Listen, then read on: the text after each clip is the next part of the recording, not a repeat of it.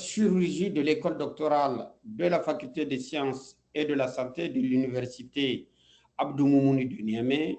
Soyez les bienvenus sur la plateforme l'Université virtuelle africaine de développement. Le module d'aujourd'hui portera sur l'expérimentation animale. Donc, le programme est composé de 7 modules. On parlera dans le premier module de l'expérimentation animale, puis des modèles alternatifs. Ensuite, on va voir la description et le fonctionnement d'une animalerie. Après, dans le chapitre 4, on parlera de l'éthique et de la réglementation en expérimentation animale. Puis, nous parlerons de l'anesthésie loco-régionale et de l'anesthésie générale. En TP, nous ferons quelques interventions chirurgicales sur les animaux et on terminera par le module portant sur l'euthanasie. Donc voilà, au cours de cette semaine, les modules sur lesquels je vais m'entretenir avec vous. Pour ce qui est de ce premier module, donc le plan que je vais adopter est le suivant. Après une introduction, on parlera de ce que l'expérimentation animale. On parlera de la synonymie, des avantages et des inconvénients de l'expérimentation animale. On parlera de l'historique. Un tout petit peu, j'évoquerai la réglementation. Puis nous parlerons des domaines utilisant les animaux. Et enfin, je parlerai un tout petit peu des modèles animaux. Donc, quel est l'objectif de ce module? À la fin de ce cours, l'étudiant devrait être capable de comprendre ce que c'est qu'une expérimentation animale, de connaître les avantages et les inconvénients de l'expérimentation animale, maîtriser l'historique de l'expérimentation animale et savoir quels sont les domaines utilisant l'expérimentation animale. En introduction, je dirais que parler de l'expérimentation animale n'est pas une question aisée. C'est une question très délicate, très complexe et même des fois qui est controversée. Car pour certains, c'est tout simplement une pratique ayant permis de faire des avancées significatives dans le domaine médical et dans le domaine des sciences fondamentales, alors que pour d'autres, c'est une pratique d'une cruauté inouïe qui est injustifiée et qui est pratiquée sur les animaux. Donc, dès lors, vous voyez qu'il y a deux courants de pensée. Un courant de pensée qui est favorable et un courant de pensée qui est contre. En effet, les expérimentations animales sont présentées de manière différente par ceux qui les soutiennent et ceux qui les dénoncent. Les premiers ont tendance à mettre en avant les réussites et les objectifs des recherches qui sont réalisées au moyen de ces expérimentations animales. Les deuxièmes préfèrent fermer les yeux et mettre en avant les échecs et les souffrances des animaux au cours des expérimentations animales et de montrer la souffrance des animaux qui sont mis en cage lors de leur élevage dans les animaleries. Moralité, nous devons avoir un esprit très critique et avoir une grande objectivité pour se prononcer sur les questions d'expérimentation animale. Si, à un moment ou à un autre de notre vie ou de votre vie, vous avez eu à utiliser de l'acide acétylsalicylique, autrement dit de l'aspirine, ou de la pénicilline, ou de l'insuline, ou un antihypertenseur tel que le Coveram 5,5, très certainement, eh bien, ces produits ont été expérimentés sur des animaux avant leur autorisation de mise sur le marché.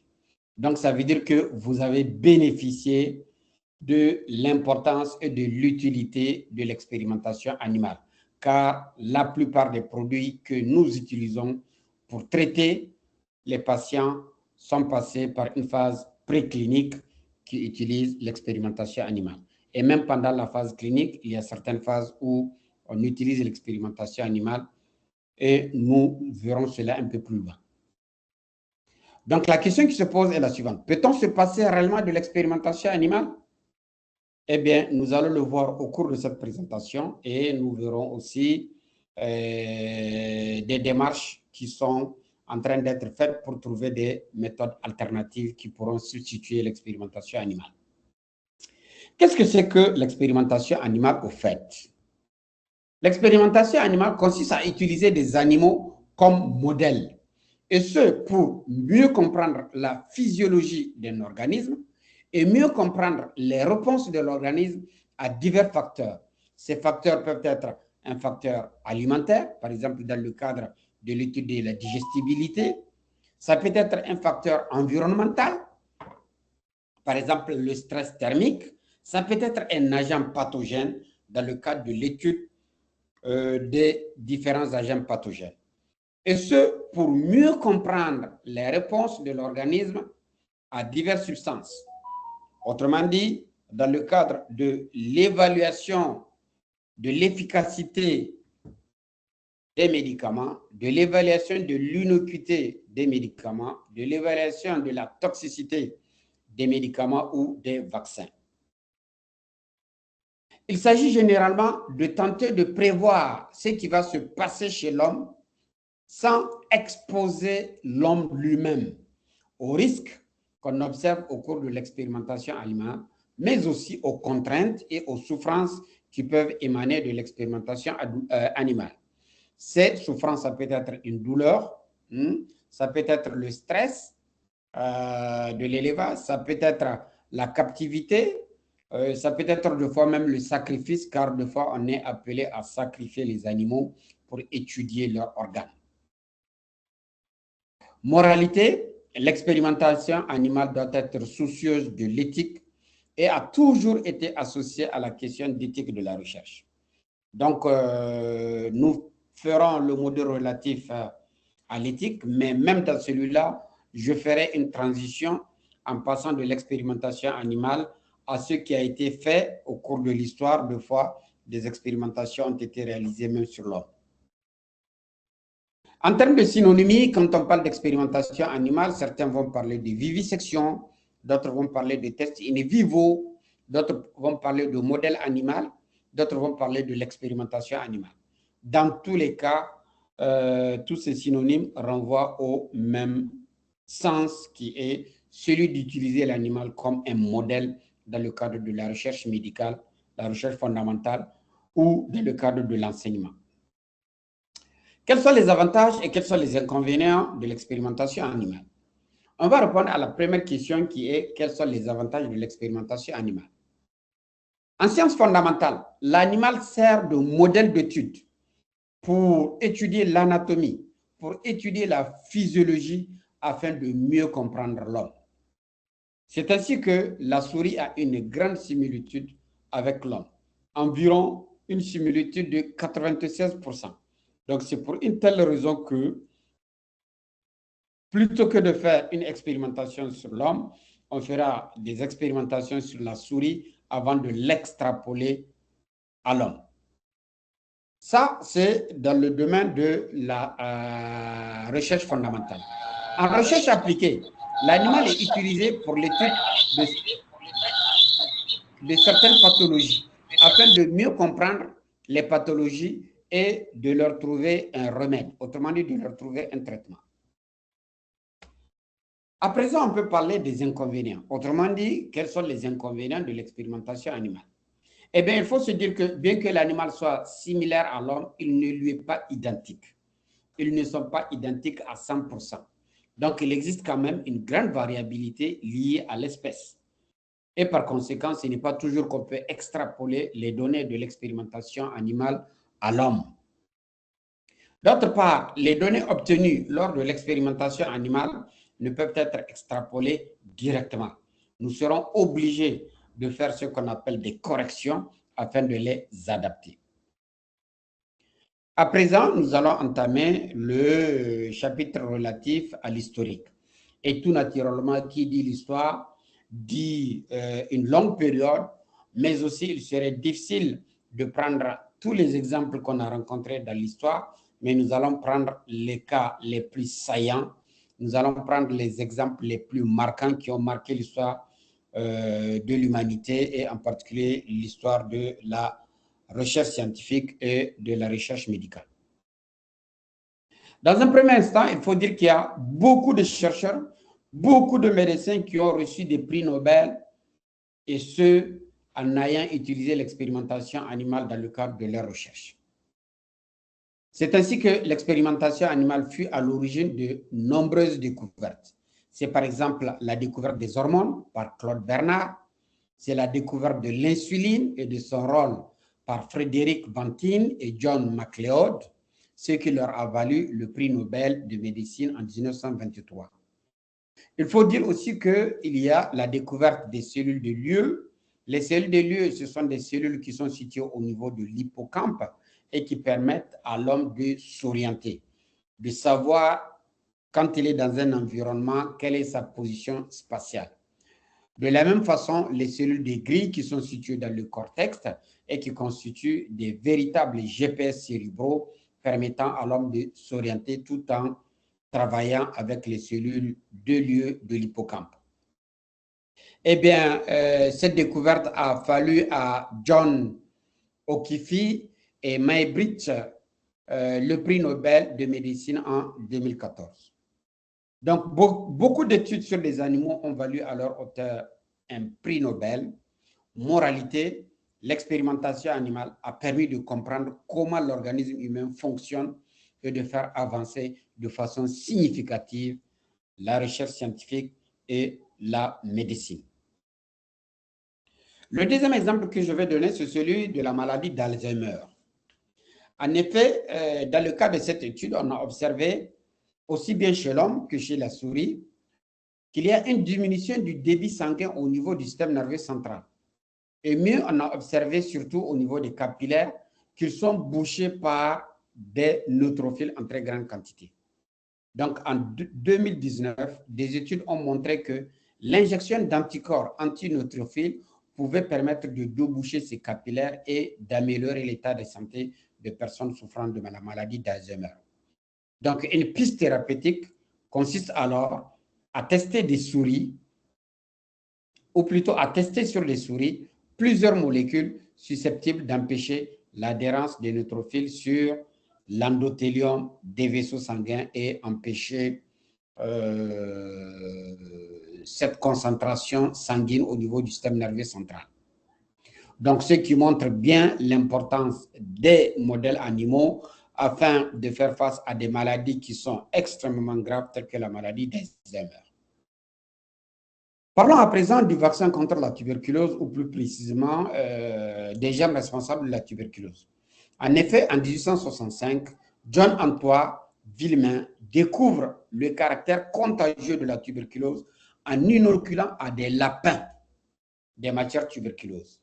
Donc, vous voyez ici, donc, les lapins ont permis de montrer que les substances provenant d'un patient souffrant de tuberculose sont susceptibles de déclencher la maladie. Très certainement, dans ces inoculums, il y a la bactérie Mycobacterium tuberculosis.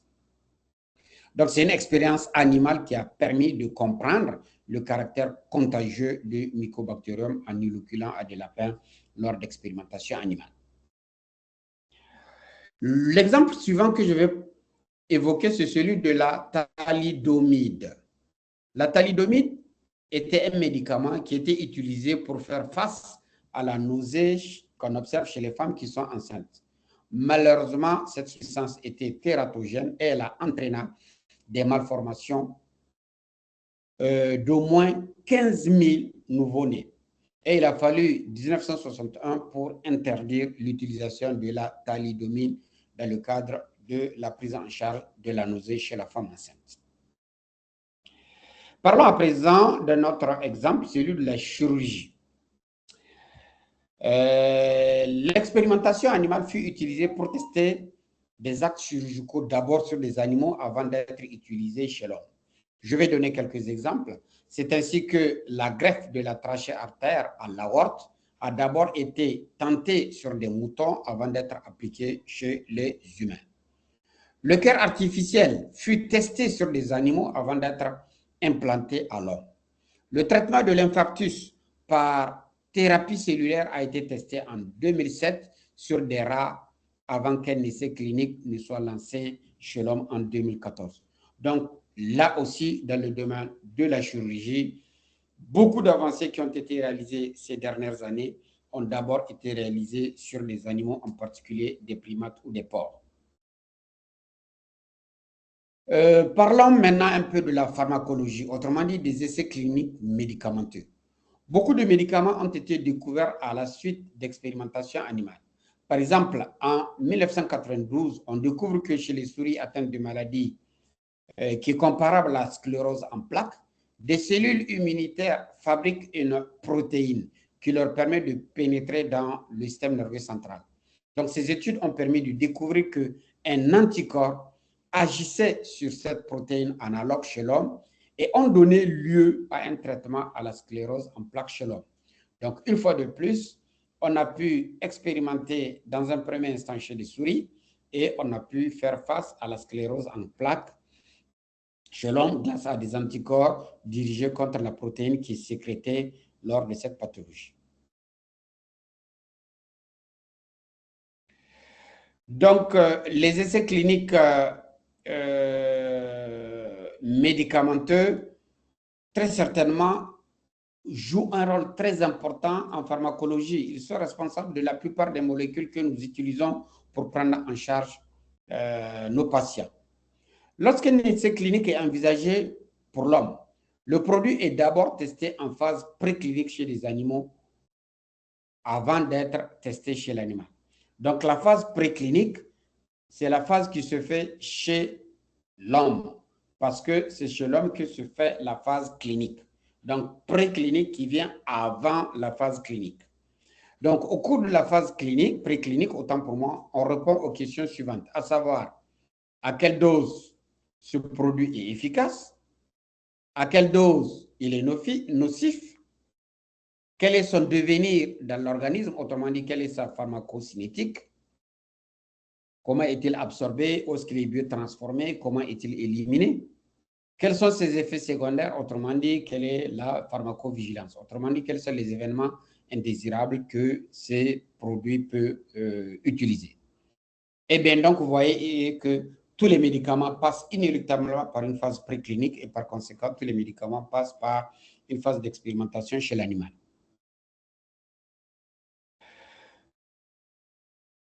Pour ce qui est des essais cliniques médicamenteux et vaccinaux, il faut dire que cette première étape a pour but de limiter les risques sur les premiers volontaires. En effet, lorsqu'il y a un nouveau produit, on va faire ce qu'on appelle la phase expérifarme. C'est une phase au cours de laquelle on n'a pas de cobaye humain, si vous me permettez l'utilisation de l'expression cobaye humain. Eh bien, on va demander à des volontaires de se prêter au jeu, moyennant deux fois une prise en charge, une gratification, un sujet de thèse ou une bourse de thèse.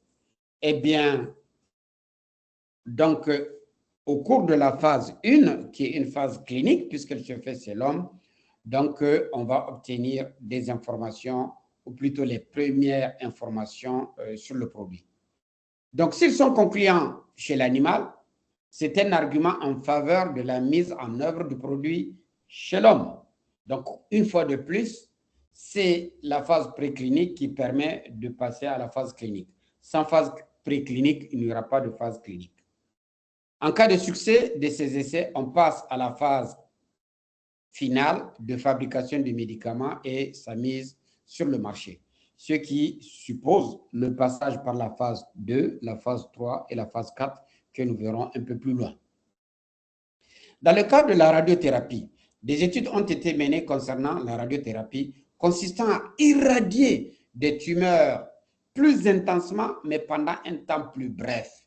Donc, ces essais sur la souris ont montré que cette méthode connaît moins d'effets secondaires et des essais cliniques sur l'homme ont été conduits à partir des années 2022 pour mettre en place la radiothérapie dans le cadre de la prise en charge des tumeurs. Donc, ces résultats ont permis l'utilisation de la radiothérapie pour prendre en charge les cancers. Dans le domaine de la neuroscience, en particulier dans le domaine des puces électroniques, des études menées chez des singes entre 2000 et 2015 ont montré que grâce à une puce implanté au niveau du cerveau, tout naturellement du singe. Le singe peut commander à distance un bras articulé. Ce qui permet, si toutefois on arrive à utiliser cela chez des personnes tétraplégiques, par leur volonté, ils pourront mobiliser ou ils pourront utiliser des bras mécaniques afin soit de boire, afin soit de jouer à la guitare, bref, afin de pouvoir trouver une certaine motilité. Et les premières études, c'est surtout en 2014 où un patient tétraplégique équipé d'une puce a réussi à animer un bras robotisé et à saisir une bouteille pour l'approcher de ses lèvres. Autrement dit, cela va lui permettre de boire volontairement sans être dépendant de quelqu'un. Une autre patiente a pu animer individuellement les 5 doigts d'une main virtuelle sur un écran afin de jouer une mélodie sur un clavier virtuel. Donc, ça veut dire que les tétraplégiques vont pouvoir jouer à des pianos et participer à l'art. Donc, les recherches se poursuivent pour arriver à détecter des signaux du cerveau par des moyens moins invasifs. Et vous connaissez tous les travaux qui se font avec Neuralink de Elon Musk. Dans le domaine des anti-infectieux, en particulier les antibiotiques, les essais effectués sur les animaux servent également à la mise au point de traitement applicable non seulement aux animaux, mais aussi ou surtout aux humains.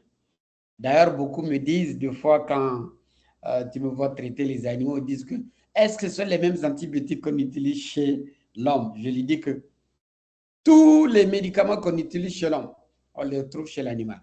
Tout simplement, la forme galénique n'est pas la même, la posologie n'est pas la même, la durée de traitement n'est pas la même et des fois les voies d'administration ne sont pas les mêmes.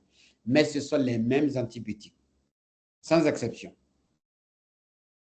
Revenons à nos mots au temps. Il faut dire qu'à l'inverse, on cherche également des traitements alternatifs aux antibiotiques, car de plus en plus, on observe une antibiorésistance. Et parmi les voies qui sont utilisées, c'est surtout l'utilisation des bactériophages. Oups, il y a un G qui a sauté. Bactériophages, ce sont des virus qui ont la capacité de tuer des bactéries. Donc, voilà en quelques mots, quelques exemples d'utilisation de l'expérimentation animale pour faire avancer la science et la médecine. Mais, vous savez, l'homme, si on ne lui met pas des garde-fous de foi, il peut passer les bornes. Eh bien, au-delà des animaux, il faut dire que dans l'histoire de l'humanité, même l'homme a fait l'objet d'expérimentation, malgré que l'homme ne soit pas un animal. Un philosophe pourra dire que l'homme, c'est un animal social, mais l'homme n'est pas un animal car il est doté de raison, il est doté de facultés de réflexion et d'action sur la base de sa réflexion. Donc, je vais donner quelques exemples d'abus afin que vous voyez la nécessité de mettre des garde-fous, car si on peut faire de l'expérimentation chez l'homme, donc très certainement, les gens le feront chez l'animal sans beaucoup de réflexion. Eh bien, l'exemple le plus criard, c'est l'exemple du drame de Tuskegee aux États-Unis, où pendant des années, on a eu à vivre ou à observer ce qu'on appelle la syphilis dans sa forme naturelle chez des esclaves noirs, malgré qu'en ce moment, il y avait des antibiotiques permettant de prendre en charge la syphilis. Donc, on a fait ce qu'on appelle des infections expérimentales afin de voir l'infection naturelle de la syphilis chez des hommes. Eh bien, tout récemment, Barack Obama était obligé de présenter des excuses au nom du gouvernement américain sur cet acte odieux qui est un acte de racisme, car on les a exposés à cette infection tout simplement parce qu'ils étaient des Noirs. Le deuxième exemple que je vais vous donner, c'est l'exemple d'une expérience qui a été faite chez un enfant de 9 mois qui s'appelle le petit Robert. En effet, en 1920, le psychologue John Watson mena une expérience. Son objectif, c'est de montrer que la peur peut être conditionnée.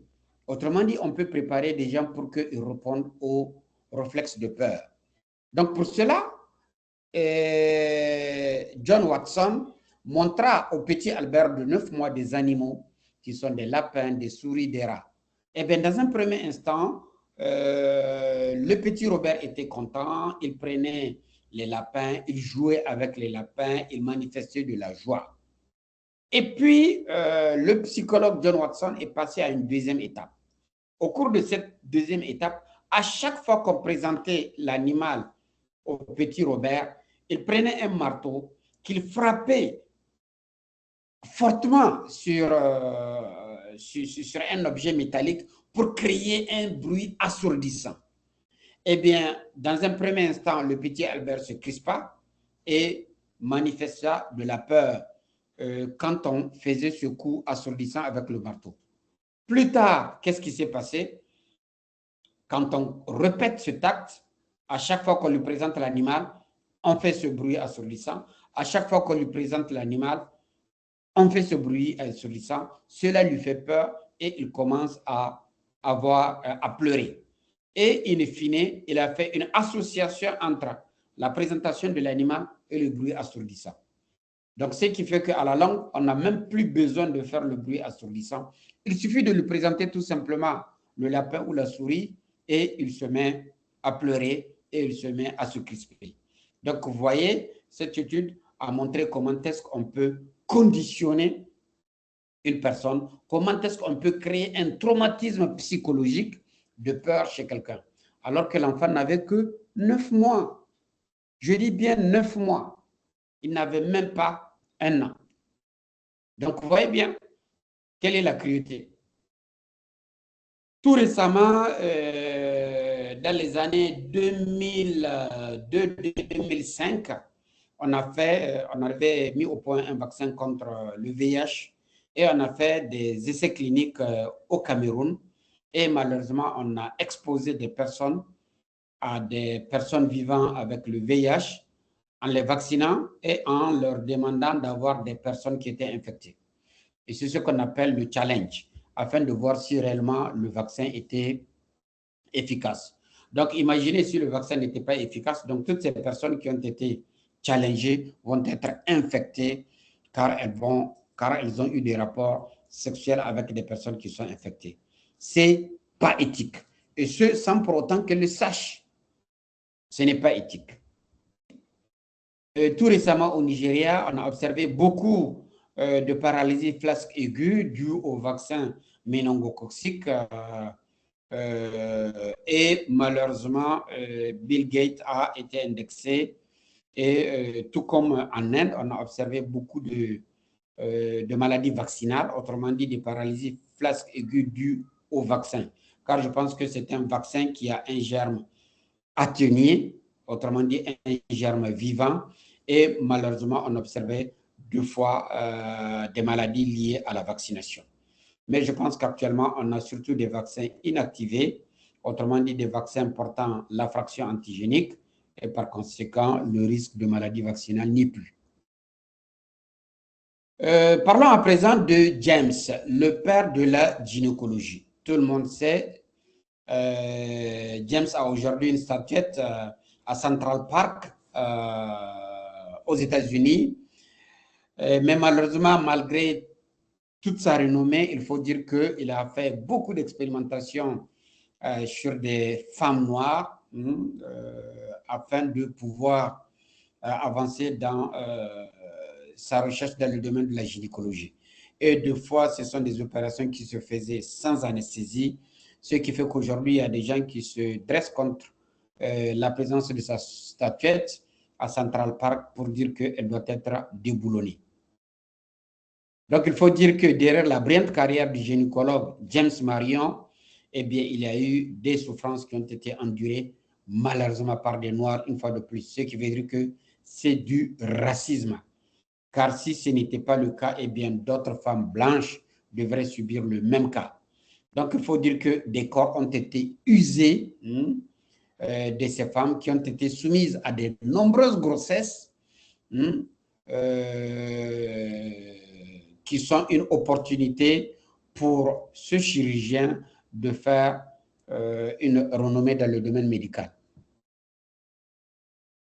Il faut dire qu'il a rassemblé plusieurs femmes esclaves dans un hôpital et il a lancé ainsi des longues séries d'expérimentations sur leur corps.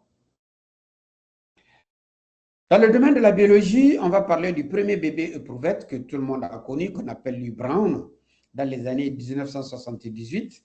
Ce sont les premières expériences qui m'ont marqué quand j'étais jeune au collège.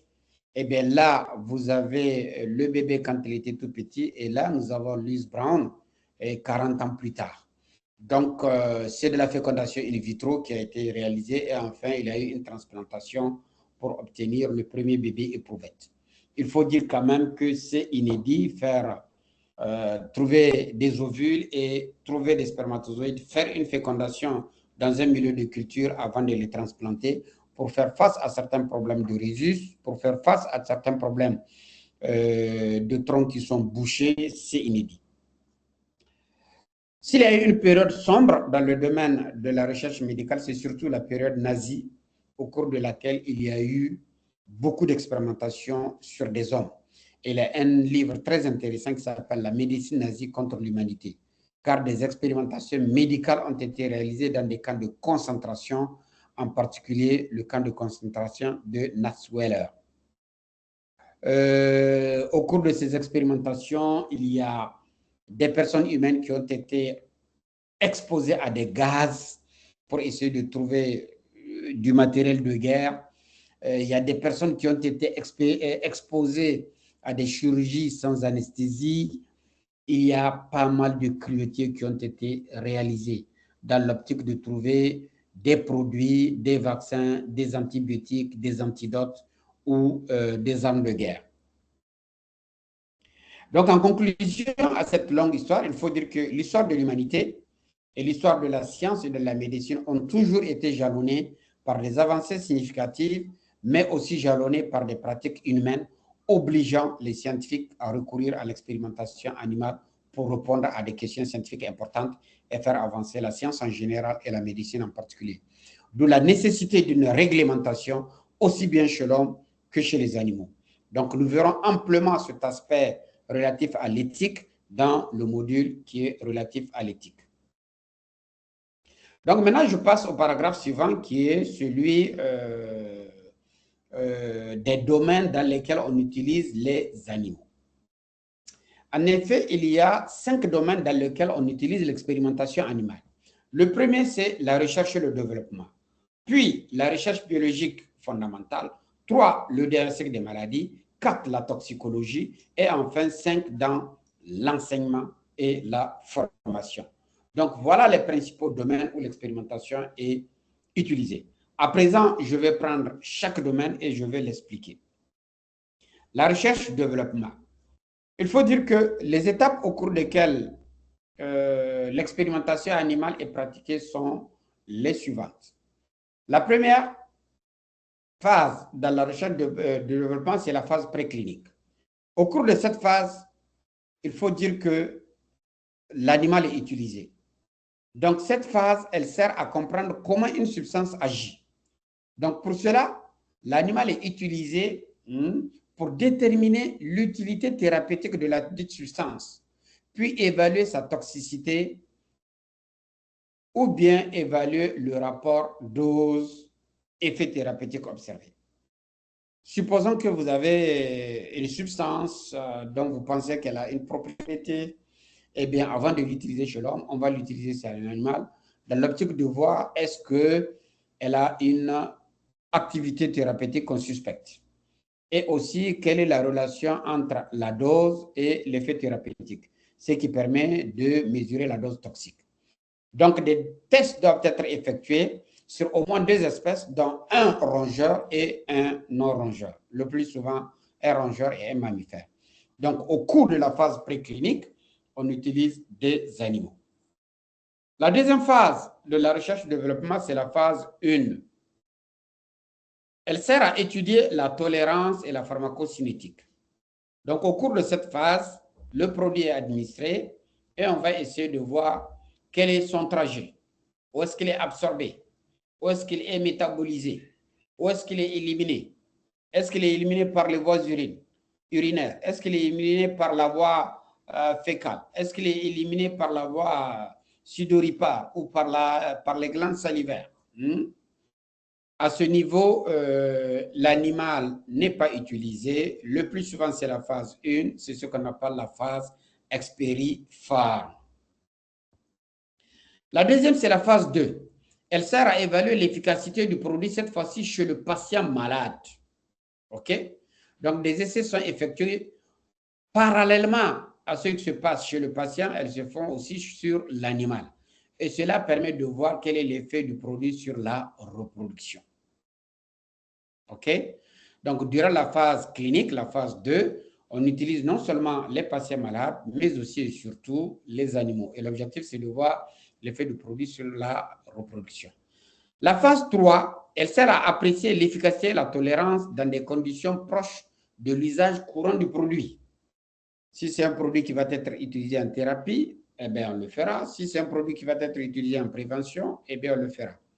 Dans ce cas, des essais sur l'animal permettent, par exemple, de révéler le caractère carcinogène du médicament après une prescription de longue durée. Donc, au cours de cette phase 3, l'animal est utilisé et parmi les objectifs, c'est de voir est-ce que le produit a un effet tératogène. Et enfin, la phase la plus connue, la phase que nous utilisons fréquemment, c'est la phase 4, qui est la phase clinique, au cours de laquelle on contrôle l'efficacité du traitement et la tolérance. C'est ce que nous faisons tous les 2 ans pour essayer de voir si l'artéméter, le méfentrine est encore efficace, si l'artésunate amodiaquine est encore efficace, si l'artésunate pyronaridine est encore efficace, si l'artésunate dihydroartémisine piperakine est encore efficace. Donc, c'est la phase 4, c'est la phase où le produit est déjà utilisé, mais de temps à autre, on observe, on évalue son efficacité pour s'assurer qu'il est bon. Le deuxième domaine dans lequel on utilise l'expérimentation animale, c'est la recherche diagnostique. Donc, dans le cas du diagnostic, les animaux sont utilisés pour, 1, détecter, évaluer et mesurer les paramètres liés à une maladie. Ces paramètres, ça peut être le temps d'incubation du germe, ça peut être la variation de la température due au germe, ça peut être le bilan sanguin. Donc, pas mal de mesures physiologiques qu'on observe lorsque on challenge un animal pour essayer de voir comment se manifeste la maladie et quelles sont les perturbations physiologiques que la maladie entraîne. Donc, parmi les études au cours desquelles on utilise les animaux, citons celles portant sur la génération d'anticorps diagnostiques. Eh bien, lorsqu'on observe les TDR, les tests de diagnostic rapide, ou les anticorps qu'on utilise dans les réactions d'ELISA, il faut dire que tous ces anticorps, pour les produits, on a besoin d'exposer des animaux à des germes, et ces germes vont entraîner le système nerveux, le système immunitaire à produire des anticorps, et ensuite on va prélever du sang et purifier ces anticorps. Et ce sont ces anticorps qui sont utilisés pour faire les TDR ou pour faire les ELISA. Eh bien, qui dit anticorps dit aussi des antigènes. Donc, on va exposer ces animaux, ils vont faire la maladie. Pendant la phase aiguë, le germe est en très grande quantité, on va pouvoir l'isoler et par conséquent, on va pouvoir identifier les antigènes, ce qui permet de faire les réactions antigènes-anticorps que vous rencontrez dans les tests de diagnostic rapide, dans les ELISA, pour ne citer que cela. Donc, les mesures de fonctions physiologiques par les nouveaux appareils. Quand il y a un nouveau appareil qui est mis au point, avant de l'utiliser chez l'homme, on va l'utiliser chez un animal. Ce qui va permettre de passer pendant la phase clinique à son utilisation chez l'homme. C'est par exemple l'appareil Lictacare que nous avons évalué avec le professeur Eric Adeosi et qui a été mis au point par la start-up Yaimec et qui permettait d'évaluer ou de mesurer 6 constances physiologiques chez les patients sans pour autant être en contact avec eux, ce qui permet de réduire la contamination lors de la pandémie de la COVID-19. Le développement des nouveaux tests diagnostiques in vitro pour les épizooties. Quand il y a des épidémies et qu'on veut des nouveaux tests de diagnostic, là aussi, on est obligé d'utiliser l'expérimentation animale. Donc, en visant à déterminer si certains animaux peuvent aider au diagnostic de cancer, au diagnostic des maladies telles que l'Alzheimer, au diagnostic de la COVID-19, on utilise certains animaux qui ont le flair très développé. C'est par exemple des chiens. On les a testés pour essayer de voir si, de la même façon dont ils aident à diagnostiquer la présence de drogue dans les aéroports, peut-être qu'ils pourront aider à diagnostiquer la COVID-19 ou à diagnostiquer des personnes qui sont prédisposées à faire Alzheimer. Donc là aussi, c'est un exemple d'utilisation des animaux pour le diagnostic des maladies, telles que les cancers, l'Alzheimer et la COVID-19. Le troisième domaine dans lequel on utilise l'expérimentation animale, c'est la recherche fondamentale. Donc, des expériences sur des animaux fournissent des connaissances primordiales, en particulier dans la recherche biomédicale. Eh bien, c'est l'expérimentation animale qui a permis de comprendre et surtout de décrire, tous les métabolismes, le cycle de Krebs, la glycolyse, de comprendre le fonctionnement nerveux, tout ce qui est neurones, synapses, plasticité neuronale, les fonctions des hormones, que ce soit la testostérone, la FSH, la LH. Vous vous rappelez en terminale la fonction de substitution d'un organe et de restitution de cet organe, ce qui permet de montrer l'importance, par exemple, de la testostérone. On fait, par exemple, une castration, une orchiectomie chez un mouton. Qu'est-ce qu'on observe? Eh bien, il devient efféminé, les muscles ne sont plus en fuseau, il y a une croissance anormale des os, la voix devient efféminée, les corps ne se forment plus. Donc, on voit bien que l'absence de la testostérone fait en sorte que la masculinité ne se manifeste pas. Après cela, on fait une injection de testostérone et on restitue la fonction. Ou bien on fait des greffes de testicules et on restitue la fonction. Eh bien, on peut faire la même chose avec l'ovarectomie pour montrer l'importance des estrogènes et pratiquement de toutes les glandes.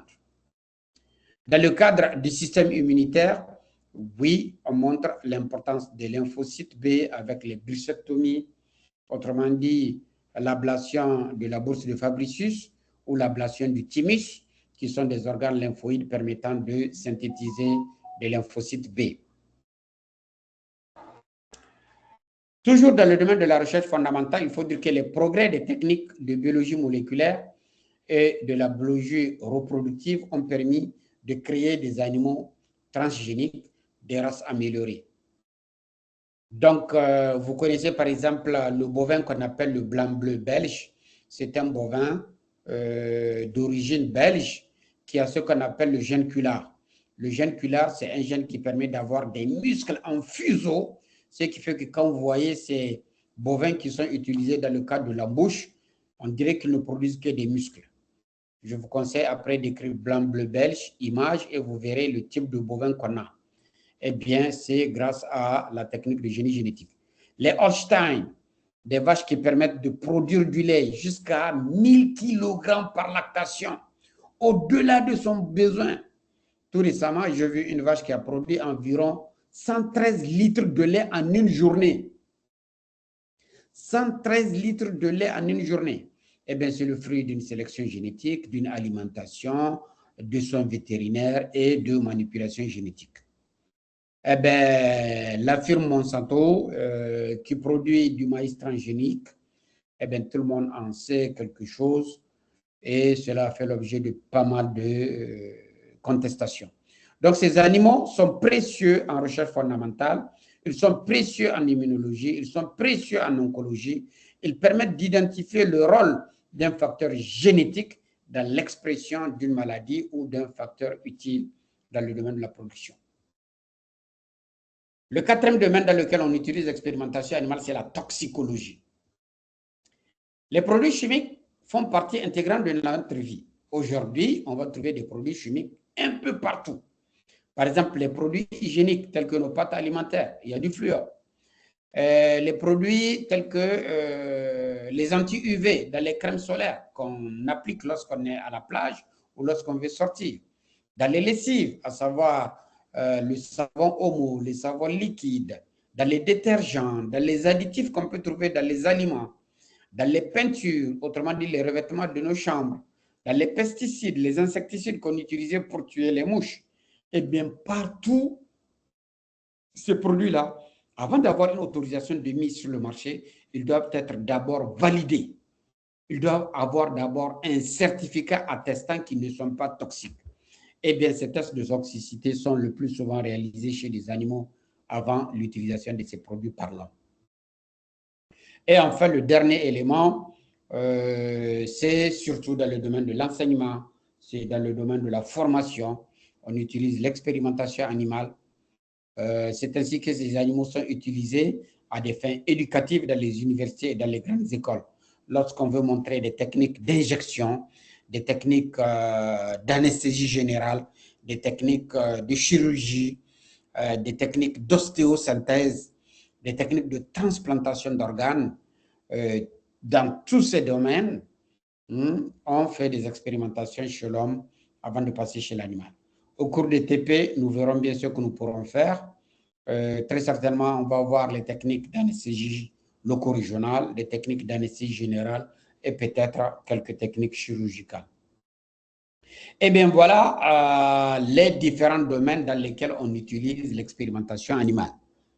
Le point suivant, c'est celui des modèles animaux. Mais toutefois, je ne vais pas beaucoup les développer ici. Je vais dire juste un mot, mais je parlerai des modèles animaux quand je vais faire le modèle relatif à l'animalerie. Mais qu'à cela ne tienne, il faut dire un mot pour dire que la grande majorité des animaux qui sont utilisés en expérimentation sont les rongeurs. OK? D'un point de vue statistique, il faut dire que les animaux les plus utilisés sont les souris, de l'ordre de 65%, puis les poissons, de l'ordre de 10%, puis les lapins, de l'ordre de 3%, puis les rats.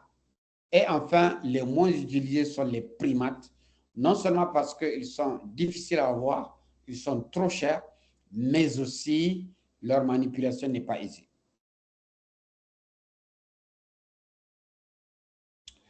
Donc, je suis au terme de ma présentation. Ce module a été relativement long, mais j'ose espérer que j'ai répondu aux questions les plus importantes dans le cadre de ce module relatif à l'expérimentation animale. Je vais passer à la partie relative aux questions. Donc, s'il y a des questions, je peux prendre. Sinon, on va mettre le module en ligne pour que vous puissiez le revoir aussi.